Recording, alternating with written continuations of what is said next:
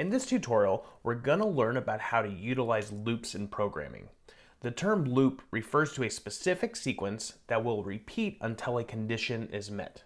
In the last tutorial, we learned how to build a very quick sequence.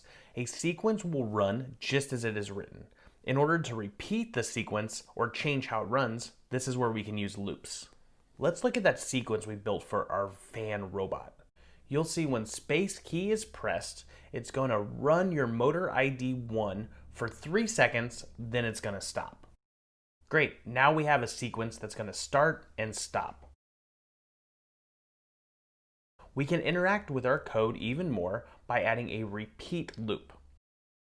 From the control drawer, go ahead and drag a repeat block around your entire sequence.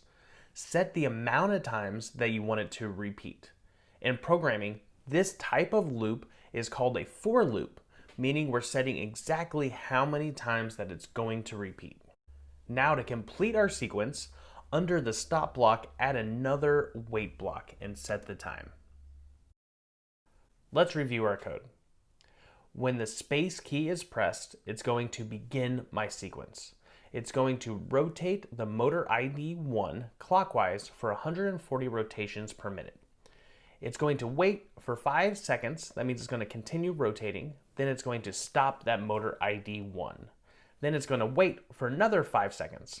And it's going to repeat this sequence 2 times before it stops. Let's go ahead and run our code.